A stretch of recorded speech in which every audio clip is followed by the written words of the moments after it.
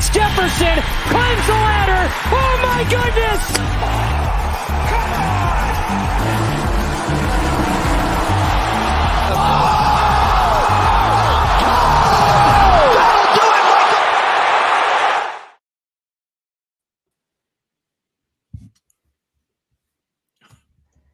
Nice. Cool, JJ. Oh.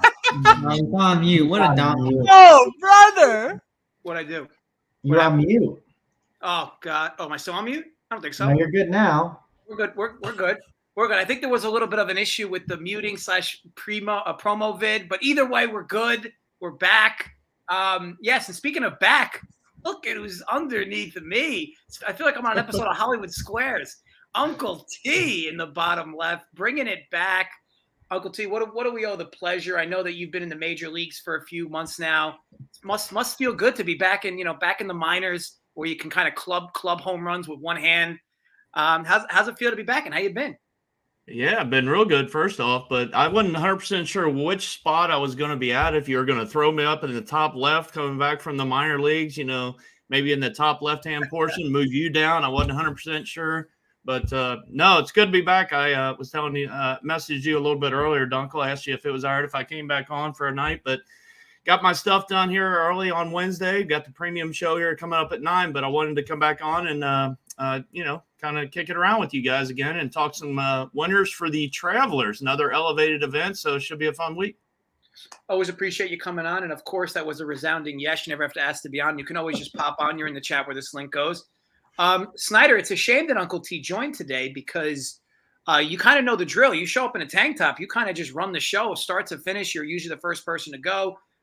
Snyder's got the suns out, guns out for this episode of the Travelers Championship. Snyder, what's going on? How'd last week go, and what are you looking forward to this week? Yeah, last week was pretty good. Overall, I mean, the course was all right. Was a little easier and not as U.S. Open like. I think it was a pretty forgettable U.S. Open tournament as a whole. But, yeah, it was a good, pretty good week. The showdown was really good, rounds 2 and 3. Almost shipped a couple times on those 2 days. But, yeah, looking forward to this week as well for another elevated event.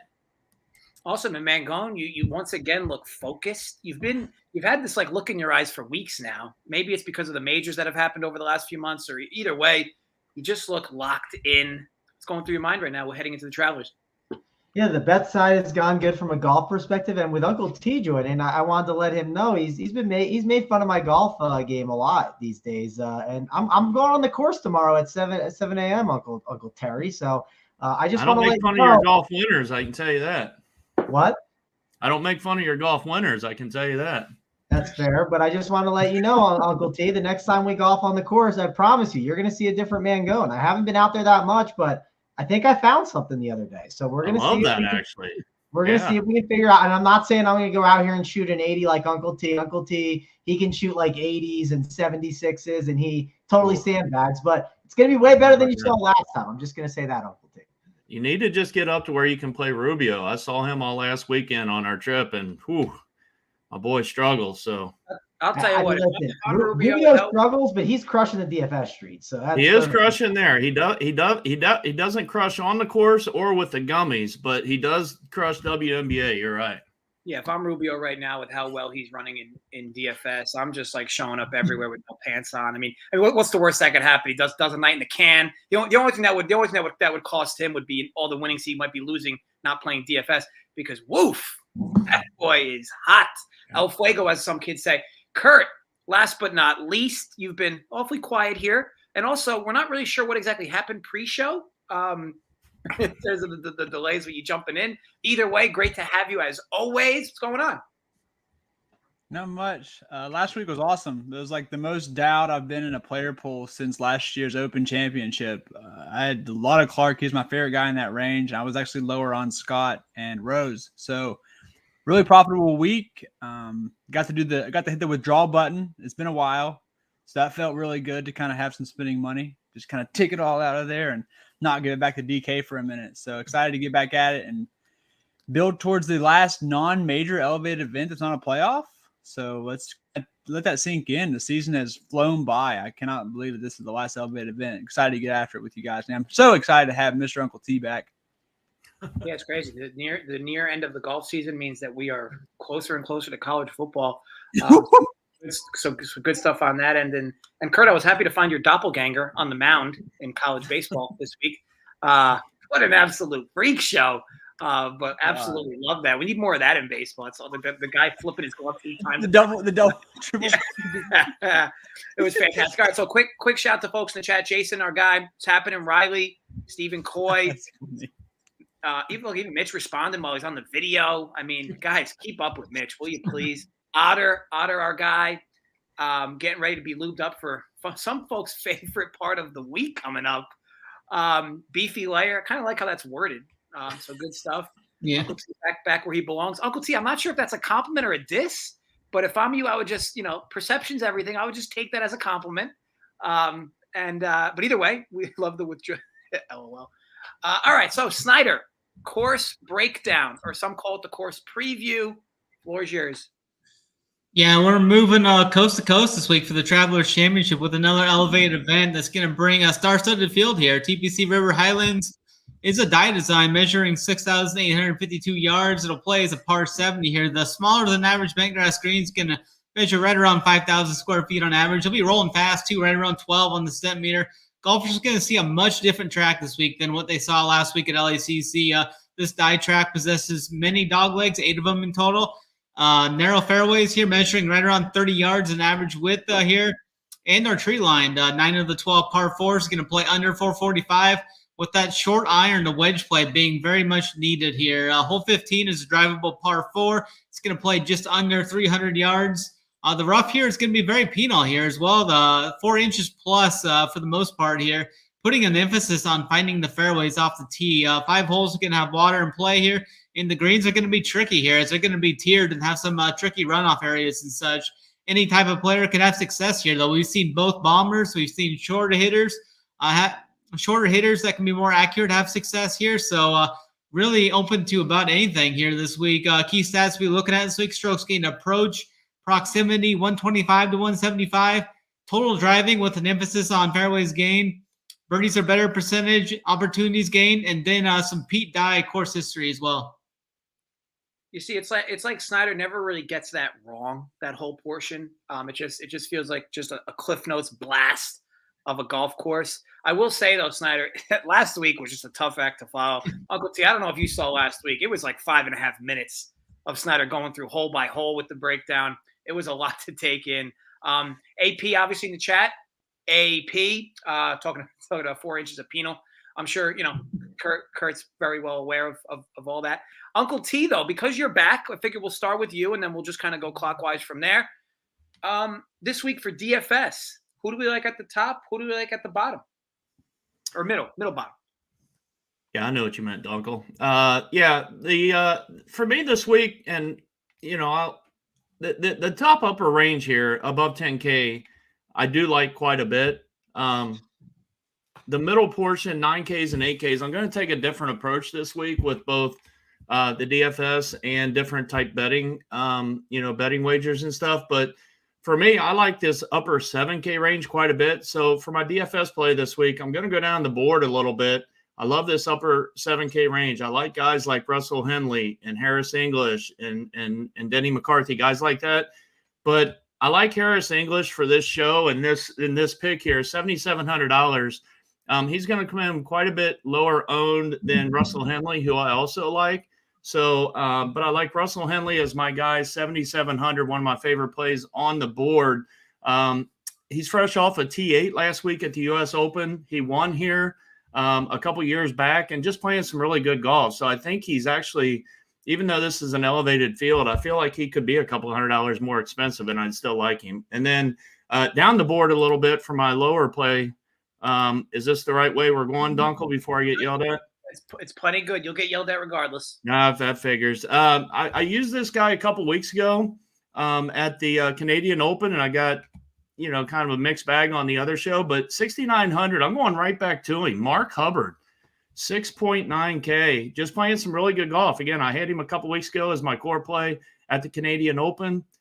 He finished T6. I'm going to go right back there. I just feel like, again, down that bottom range, I'm gonna have more of a stars and scrubs type of build this week, and he fits that build for me.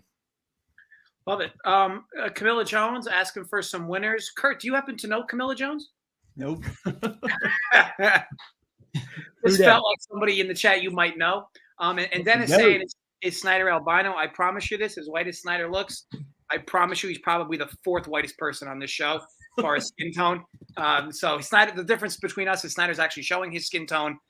Kurt, you don't have to worry. You're the most tan on the show, so you're good. It's really the others that are, including myself, that are kind of all in that mixed bucket of albino-ness. At least none of us have red eyes, so we're not fully albino. Snyder, we'll kick it over to you for DFS. Look at the traps. I was turning my light down a little bit. I might have my light a little too bright. But yeah, for me, DFS this week, if I'm going up top, it's going to be nothing different than what I've been doing. I mean, I keep playing Scotty Scheffler every week. He keeps getting top fives. This week, I actually think this week he's actually going to blow the doors off the field this week. Changed the putter up last week. Actually gained three of the 4 rounds he gained with the putter flat stick. So that's the first time in a long time he's gained with the putter. Switched a few things up with the putter. I think this week he comes in.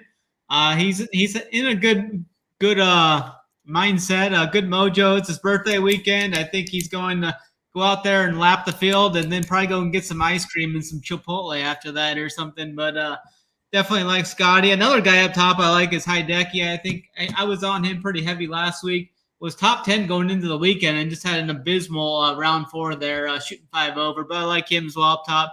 Going down low, I'm going to go into the 6K range, mid 6K range as well. And a Carson Young at 6,500. He's a guy I've been on quite often this year.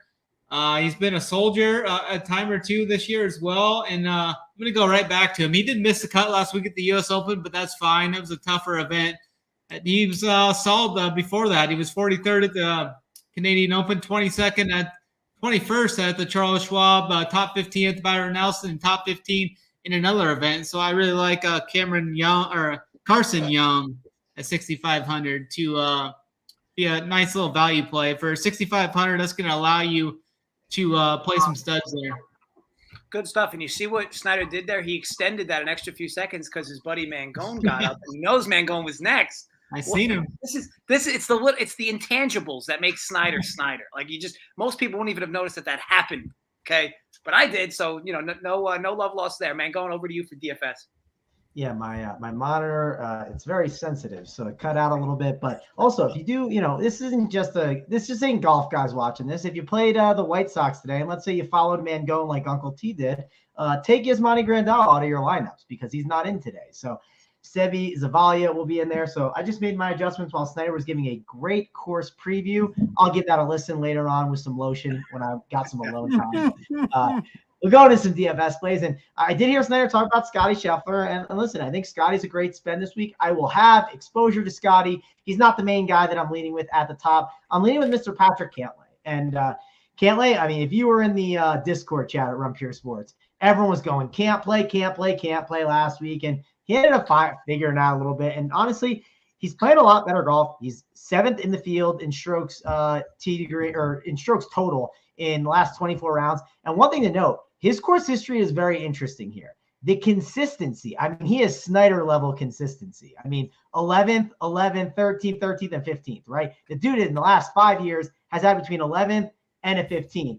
And I think he's knocking on the door, and I think there's an opportunity for him to really top 5 this thing. So I like Patrick Cantlay up top. He feels like just like a really great floor ceiling combination. Like I talked about with Xander last week, right? I said, it feels like he just is not going to mess you up this week. And sure, Xander maybe didn't win the tournament for you, but he certainly helped you finish high above the cash line if you did play him. So feels similar to Cantlay as I did to Xander last week.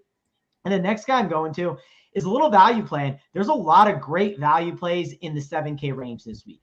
Ton of guys you can look to. This guy specifically is not going to gain as much ownership, and it's Mr. Gary Waterland. And he was a core play last week for me, and he got, I know, Dunkel, settle down over there. He did get T49, which isn't great, but hey, you made the cut, right? And as long as you played studs around him for the value that he was at 7,200, it was great. And I think at 7,500, he's a really interesting value play and a pivot off of some of these other options. If you look, last 24 rounds, the strokes that he is gaining It's just absurd. The only spot where he struggles is with his putter, and this is where he's going to pop. So here it is.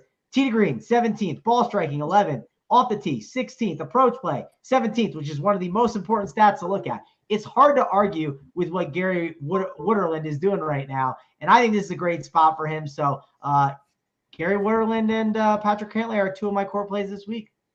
Here's why I'm not totally against it this week. And granted, I'm going to talk. I just host this show. But I will say that I can't imagine he sees any ownership this week, just based on his odds, his price. I mean, he's got to be – I mean, Snyder, you would have the projections in that sense. Less than 10%? Yeah, I think he's going to be less than 10% this week. It's not just that. He's surrounded by Corey Connors. He's surrounded by Russell Henley. Like, you name it. Siwoo Kim. Ryan all Harmon. These guys that everyone else is considering playing. And I'm not saying you need to fade those guys. I'm just saying you don't have to play all those guys at over 20%. So that's what I would do there. Consider me on board, Travis. Kurt, last but not least, the best and worst part about going last is you go first for the next segment. So for DFS, though, who do we like at the top? Who do we like at the bottom? I'm going Cantlay too. I had him in the core last week. I mean, the guy I vividly remember this tournament last year. I watched way too much of it than I should. I should have got outside and touched grass, but definitely watched the Sunday. And the Sunday is when Cantlay claps. It's supposed to be the epic duel on Sunday with Xander and Cantlay until Cantlay shit himself, and then Sahith jumped up, and then Sahith shit himself. So I'm going back to Cantlay here. I think he's got some unfinished business, as does Sahith. But that's my top play, so I'm with Mangone there. And then my DK value is Ludwig Ahlberg. The amateur came out, his first pro debut last event, did pretty well, just couldn't sink some putts, kept putting everything within 12 foot. The guy's an excellent on approach. Oh, my God, the off the tee. It gets me excited. The guy's awesome off the tee. Really excited for him. I actually like all the amateurs this week, and you know why? It's because the time is now, old man. The time is now. I don't care if it's an elevated event. Ludwig Ahlberg for my DK value play. And then outright, going Mr. Thigala. Unfinished business here. All the course comps he's smashed at. Here he smashed at. It's just everything's lining up. 70-1, see Thigala on FanDuel. And then I do my long shot now too. That was just short and sweet, just spitting facts, Kurt. Real quick, I will reference Riley Golf Pro. It looks like, what are you saying? Max Homa is only going to be 10% this week. I feel like that dude typically would see ownership. Is this week make it weird for why he's only 10%? It just seems like a guy that would see ownership, because it does seem like a guy that's never really priced super high anyway, and he's just a popular guy, it seems. 10%, is that right, Snyder? On Homa? I mean, 7% would make sense based on the price and whatnot. 10% Homa seems like, to me, like that would be a little light. I think he'll be right around there. He doesn't have the greatest form heading in, and he doesn't have the greatest course history here as well. He's missed the cut here in three of the last 4 years. He's missed the cut here, so I could see him definitely coming in around 10% or so. Fair, and if he's not popping in projections, I guess that makes sense as well. Look at Riley Golf Pro, bringing the ownership to the table. Good stuff. I tell you what, you keep this up, Riley. You might be MVP of the show. Mangone, you're outright. All right, outright. So I know Kurt will love this one. Hopefully I didn't take his outright. We'll have to see. I'm on a guy 35-1. It's Mr. Tom Kim. I think this is a spot where Tom Kim it's kind of like Max Homa, right? He's struggled a little bit recently. I think this is a spot where he can bounce back really nicely at that 35-1 line. I like this range, the 20 to 40-1 range. I think we're getting some pretty good value here. He's playing good. Some of the stats that I looked up. One thing that it sticks at any course, right? If I told you, Snyder, you can only look at one stat every single week. That's it. You can't look at anything else. Give me approach play, right? Approach is the key. So if you look at Tommy Kim, approach play is 18th last 24 rounds. And other things are starting to turn around. And, hey, Snyder got the birthday narrative with Scotty Scheffler. Well, it was Mr. Tom Kim's birthday, right? So a little narrative there as well for him. So Tom Kim, 35-1. That is my favorite outright on the board. Good stuff. Snyder, over to you for your outright. Who do you like this week? I'm going to go with my guy, Morikawa. If you can get 22-1, I like the price tag there. I mean, the elite iron play is back to what we saw last year when he was kind of going on that little run, winning a couple events, won the 2 majors. The iron play is back to being subpar, like absolutely elite right now. He's gaining over a stroke approach per round over his last 5 events. He's right there, and he's actually gained putting in the last 2 events. And we're going to see similar greens here. We're going to see those fast bent grass greens, and that's pretty much the only surface that he can actually gain strokes putting on. We saw it at the Memorial. We saw it last week. We see it at the Masters. So I like Morikawa at 22-1. If you can find that number, I think there's still some value in that for my long shot. I'm not going to bet Scotty. I mean, I think a better bet on Scotty would be like top 5. I seen one place had it plus 200, I think, for a top 5. He's 6-1 to win the event, but I would I would look to target like Scotty mid event. Like if he goes out late, you can probably get a little bit better price. No, good stuff. And obviously you going back to the Morikawa well, I can't mind. At least you're staying on brand. Uncle T, outright. Who do you like this week? And also in regards to outright, maybe touch on Randy's comment with Rory. Feels like a week where, maybe he'll go lower owned or lower used. So maybe talk on Rory and then talk on who you like for an outright.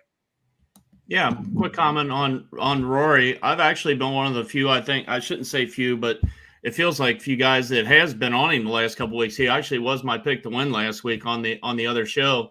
Got there at the end, obviously just didn't get it done. Wyndham Clark got it done, but I'm not as big on Rory this week. To be honest with you, I think he's definitely live to win the Open Championship here in a couple weeks for sure. I'll be targeting him probably then. If I had to guess, he's probably going to play this week and then probably take off until then. He may play one more event, but I don't mind him this week. But there's other guys up there that I like more than Rory. As far as my outright up top, I'm going with the guy that, and I do love the Cantlay calls, by the way. I've got Cantlay in my core, and I've also got this guy I'm going to mention in my core. I'm going right back to the well with Xander Schauffele. He won it last year. I get the Cantlay love again. He's in my core. Cantlay. I'm playing them both together. I just think, T10 last week, he started with Snyder, 62 or 63 on Thursday last week. I get that he struggled a little bit after that. I understand that. But still, he's still been playing some really, really good golf the last 4, 5, 6 weeks. 16-1 on DraftKings is what I'm still looking at right now, Dunkel, for Xander. So I will take him as my guy up top. And then down below, I am going to go down to 70-1, I believe, on FanDuel. I got Harris English. I liked him on the DFS side. I also like him as an outright. Again, for the reasons I mentioned earlier, just playing some really good golf. I think his confidence right now as well. He was a guy that has been a solid player on tour for a while, kind of had his struggles there for a little bit, and now he's kind of back playing some good golf. So now he's going back to a track where he's very familiar and had a lot of success. So I'll go with English 70-1 on FanDuel as my longer shot. Good stuff. Good stuff. And Snyder, I'll kick it over to you. CTK is mentioning about a Keegan bounce back. So obviously, if you can give your long shot value and then talk on a potential bounce back for I assume Keegan Bradley. Separate from that, I mean, guys, feel free to chime in the chat. I mean, there's 45 of you watching. And, I'm talking to myself here like a sociopath in the chat with, giving the updates. So feel free to chime in. Obviously, I'll touch on all your comments if you mention them. And like the video. It's not hard. It's just a quick boom, like. We even gave you the demo on how to do it. It's just boom, like. So, Snyder, touch on our guy CTK with Keegan, and then who do you like for a value long shot? Yeah, I think Keegan's always a good tournament player and outright type bet here on the Northeast there. Once we get up to that terrain, that's kind of where he's from. So I don't mind going to him some in tournaments or in an outright there. He's got big enough odds where you can hedge out come Sunday if he's in contention as well. But I'm going to go to a guy who's been playing some great golf over the last two months or so. He's 110-1. Austin Eckroat. He was second at the Byron Nelson, 16th at the Charles Schwab, and then finished inside the top 10 last week at the U.S. Open. I really like Austin Eckroat for the big price tag there. If he's in contention come Sunday, I mean, that's an easy a buyout opportunity there as well, where you can lock up some profit there with the 110 number. So I really like him at those elevated odds. Awesome. And on the thoughts, I kind of like this. People are asking questions. Maybe to slide the questions over the next person that goes. Thoughts on Detry. And I will say that Snyder and Kurt have both mentioned golfers that I've never heard of before. Who the fuck's Detry? Thomas Detry. Detry. Come on. Imagine pronouncing your name Detry and you put one D in it. But Mangone, maybe if you have anything to add for Detry, and then who do you like as a long shot with value? I don't think I have many Detry this week. Doesn't seem like a guy I'm going to gravitate towards. If I am picking an outright long shot, it's going to be Gary Woodland again. Again, 90-1 is just too deep for a guy of his talent. I I think his price should be lower. I think it should be more in that 60-1 range. So I feel like there's value there at the 90-1 for Gary Woodland, whatever you want to call him. But I think this is a great spot for him here at the Travelers. So we're going back to well with that, Dunkel. You know, it's been working out well having this tight course, so we're going to continue with it. I'm fine with it. I prefer you guys more concentrated instead of all over the place. You guys are out here hedging against yourself all show long. I do like the fact, you know, when you go a little more concentrated. Kurt, on your end for a long shot, you got two questions coming your way. First of all, Cole or Eckroat? And second, Theegala projected lower owned again with everyone loving him. What's your thoughts on the Theegala 20% ownership? Don't care because he's winning the tournament. Don't care if he's 30%. I'm personally going Cole, but Eckroat's a much better putter. I'm just kind of banking on Eckroat's putter slightly regressing. I still think he'll do good here, but just slightly regressing. I think Cole's a much better approach player. But if this becomes a putting contest, which I think it was, it's like going to be a wedge fest, and Eckroat's putter stays hot, he's going to post a number. But personally, I'm on Cole more. I like the approach numbers better, trust it more. And then my long shot is going to be, I kind of just did two long shots this week with Theegala and Siwoo. Siwoo, Pete Dye track, he's been awesome at the Pete Dye tracks. Now here, he's not done well here at this specific event, but he's not came in with this good of form before. He does good at the course comp. I think it was kind of just a mix of everything. I think he gets it right here and had the chance to put up the numbers. He's done well in these elevated events. So let's see him on a proper elevated Pete Dye track. Siwoo came at 50-1 on FanDuel. Oh, even 50-1, even better. And Jay, that should answer your question on Siwoo. Obviously, Kurt's on that love train. Kurt, we'll stick with you for T20. Who from the board, and obviously it could be one of the names you've already been mentioning, but who do you think makes the most sense value-wise to T20? I need to see what I got him at. I did it on Bovada, but let me check Bovada just line rates me, and I had to do it because I'm in Florida, and my mom can't put all the bets in for me all the time. So let me see what I got Keegan at on FanDuel. It's Keegan Bradley because you always play Keegan Northeast tracks. Simple as that. If the tournament is in the Northeast, you play Keegan Bradley. It's really that simple, guys. It's not hard. You play the guy. I mean, Connecticut, he's from Vermont or some stupid shit. He's plus 310 on FanDuel for the top 20. Keegan Bradley, Northeast. Don't even think about it. Keegan Bradley. Make sure you put the Northeast part in there. Yeah. And E. Take your compasses out, folks. AP, Keegan sucks. Yeah, that's the type of content we're here for. That's the exact type of content.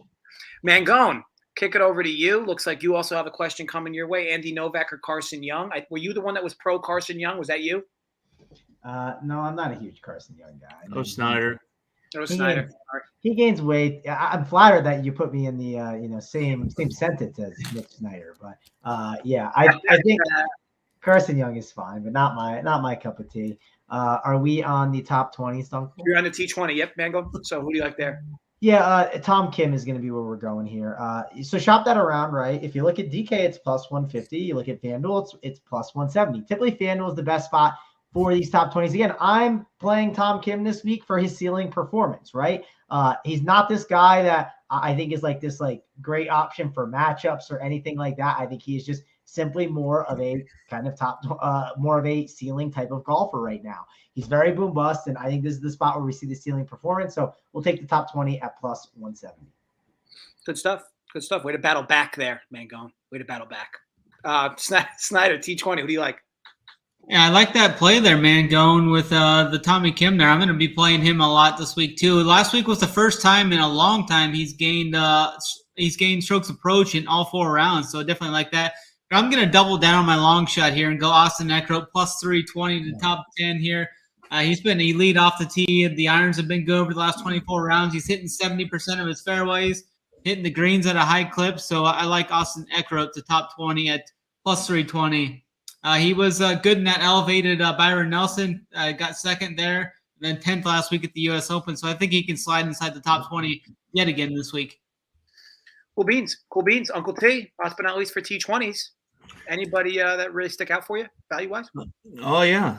Going last, this always screws me because then I got to call an audible here because I don't want to get yelled at. But no. Stick to No, I'm not going to triple down because when I triple down, then you end up getting mad and then you make $100 bets with everybody because the name gets called too much. I will say Eckroat Well, was you haven't been watching the show. Dunkel hasn't done that since you've been gone. So maybe because he's been losing the last couple wagers. That's why. Because you guys have been milking me dry. So yeah, I agree. It's been on hesitation for a few weeks. Uncle Bucks. I did like Eckroat, but I did have 2 written down just for this reason. So I'm going to take what I call the easy way out, so to speak, on this. I do like Eckroat. Brian Harmon, plus 240. If you just look at the course history, again, 4 out of 5, 4 of the last 5 times he's played here, he's got 4 top 8s and a missed cut.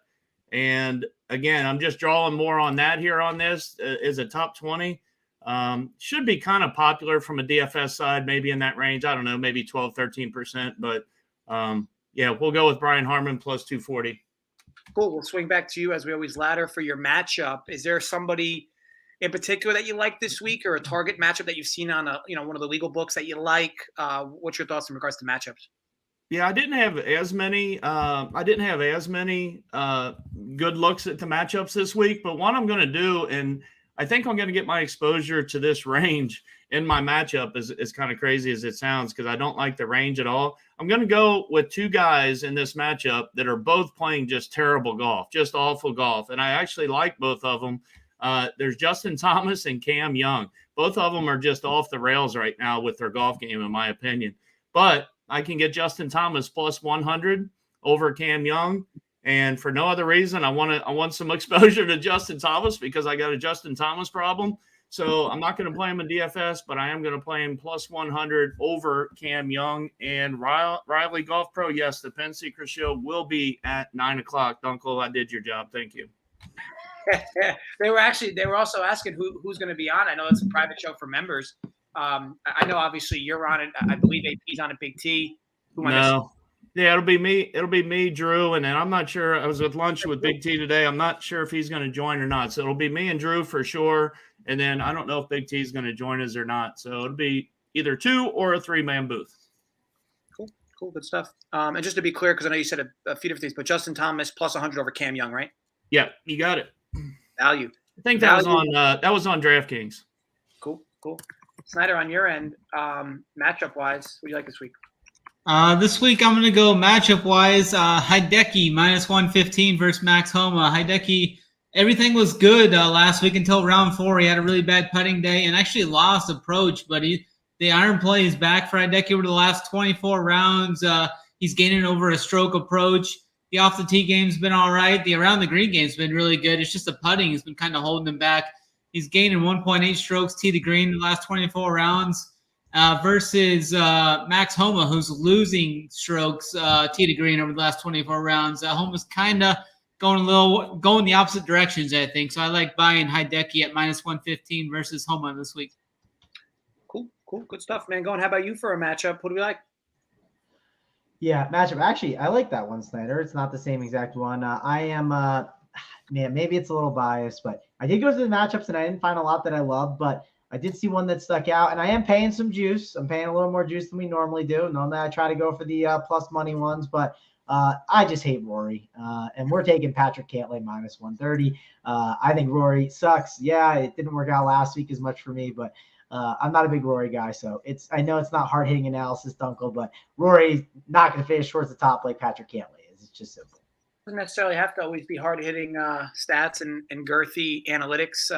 You're a trusted guy on the panel, so you say it, people listen.